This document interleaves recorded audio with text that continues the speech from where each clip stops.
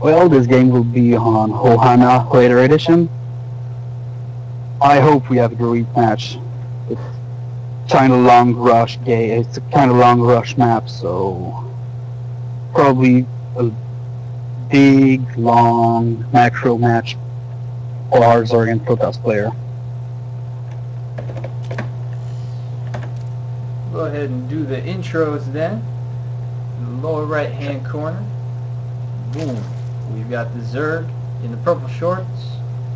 Robo Gunner. And something went wrong with the little display. It says he's a Protoss. But he's not. And wait, are you seeing this? Oh, because I have team colors on. Aha! Everything is better now. Alright. In the upper left-hand corner, we have our Protoss Robo Gunner. Sorry about the first introduction. And then in the lower right, we have Red Alert. Ladies and gentlemen, I'm OrD. Welcome to round 1 of Good as Gold number 22. Today's date is Tuesday, May 1st. And special guest today. All excited to have a previous multi-time champion, Ben Thek. Ben, how you doing? I'm fine, and you? And actually, I'm really glad to have you on the line because when I was casting your games, I had no idea how to pronounce your name. Is it Ben the K or like Ben the Ek or is it Ben Thek? Ben Thek. Yeah, oh. And are you Canadian or? In fact, I'm from Quebec. I'm from Quebec. Sorry. My English is a bit rusty, but hey, it got better with time. Okay.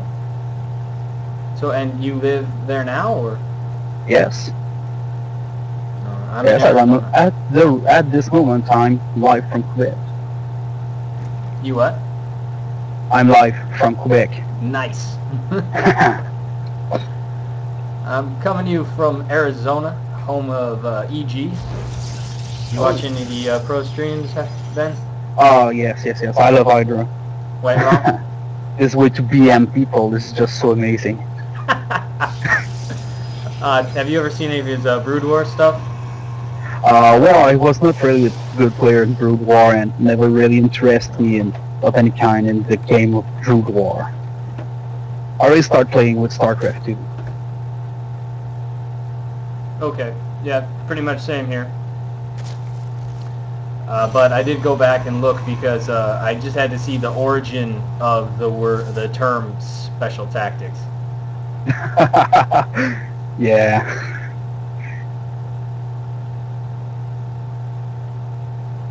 And what is the origin exactly? Oh, so he's basically playing against another really good, I believe it was a Korean player, and he was being beaten pretty badly in the first round, and he gets interviewed for whatever reason before they start the next game. And they're just asking him, like, you look like you just got crushed. What are you going to do now? And he just goes, it's okay.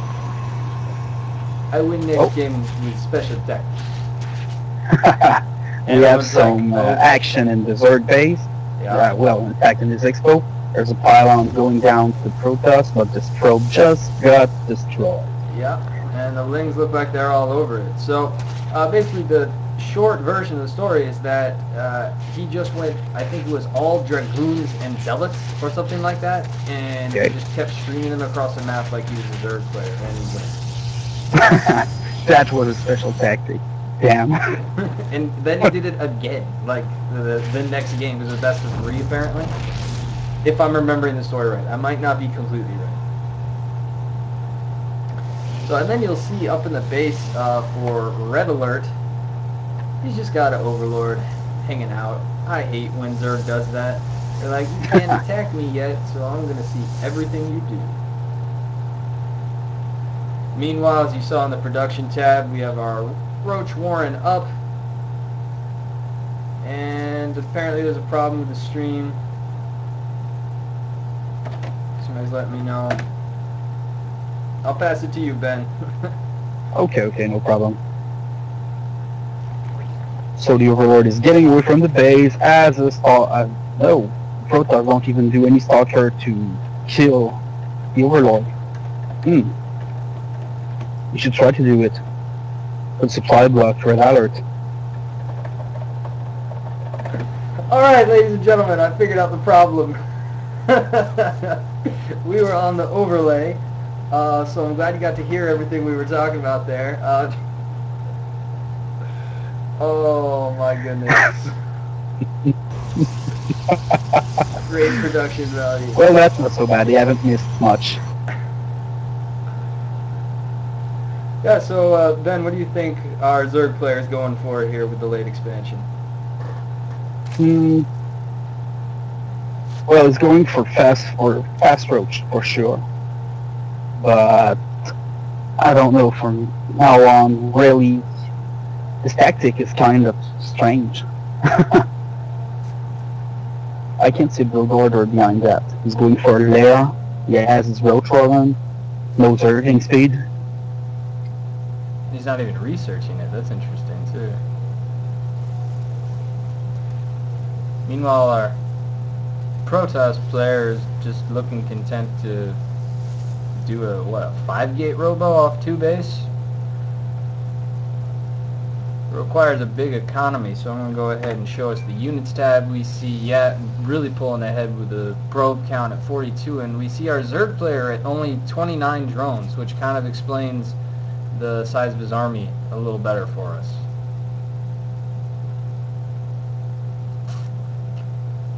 Huh. Alright, well, as the Protoss player, Ben, do you like the strategy that he's going with? I've seen you use DTs in the past and that kind of thing. Okay. Well, at the moment, some zerging are breaking the back rock. His expo, the Protoss expo. True. They've been working for a while. Geez. So, well, the roach are coming, so maybe we could give a little help before zerging. Yes. Poor little creature. They're good for sacrifice, though. Yes, they are. And I'm just following the roaches across the map now. And yep, here they come up to hit the destructible rocks. We'll notice in our overall supply that the Zerg all of a sudden just rocketed up. This warp in, though, ties it back up. All stalkers. Stalkers against a mostly roach army. Going to be doing okay. We're streaming more Zerglings across the map, and we see that that third base is going up as we put this aggression on, which is a really great move from Red Alert, keeping the Protoss on 2 base while going to 3 himself and possibly 4 at a moment. Well, any Zerg player will tell you that even when you play against Terran or Protoss, you always need to have a base ahead. Always. If he's on 2 base and you are on 2 base and you're the Zerg player, you're almost already screwed. I agree completely. I really like when I see that a Zerg is only on the same number of bases, because I'm like, I win. Doesn't always happen, but I do get that feeling. And then we have another lull in the game. Kind of a standoff, highlighting the Zelnaga, and then coming back up here we see all of our army value. I'm going to open up the units tab again so people can take a look at what our army compositions are. Whew. Now Ben, do you have the stream open? There should be a few second delay, but you'll be able to more or less tell where I'm looking at. I know you're spectating, which is really helpful because you can see stuff I missed. Well, I'm actually in StarCraft 2 and everything is okay, and I just have to click on your name on the Observer tab, and right. I can see what you're seeing. I totally forgot about that, so cool. Thanks for tuning in, ladies and gentlemen. We're working first time with this. I've been running the tournament obviously for 22 different times. It's been a small tournament. I'm personally doing it to learn a little bit about casting, a little bit how to keep people interested. Now we have an engagement, stalkers versus lings and roaches, and oh my goodness, they have to run away. That third gets canceled immediately. Protoss is sad probably that he already has a pylon down there, because that's about to go down. And really, I gotta wonder, where's the rest of the Protoss army? Up in the Back in his main base. I just don't know why. That is Maybe he's waiting for something. Mutas, maybe? Well, he saw the spire. Oh, he did see it. Okay. And then, we have the 4th going up behind this aggression, so it's another really nice move that would make anyone like Day 9 proud. You know who I'm talking about, Ben? Yes, expanding while attacking. Haha, yes. I always have problem to do this. It's really hard because I want to pay attention to my units, and truth be told, I have a brother who plays a lot. He's actually my roommate, and he's platinum, and he does not look at his units at all. He's like, all right, they're going to go attack. And then he just macros. And he's really good at macro, and so he wins a lot. What race does he play? He's Terran, and you would think that would be a Zerg player, right? Well, normally the macro race is the Zerg, so... Yeah. Now, doesn't really have any saturation going on down at the 4th. He's got some mutas hanging out, and he's just meeting up his roaches and lings at a really aggressive rally point. But he is letting Protoss establish the 3rd, it looks like.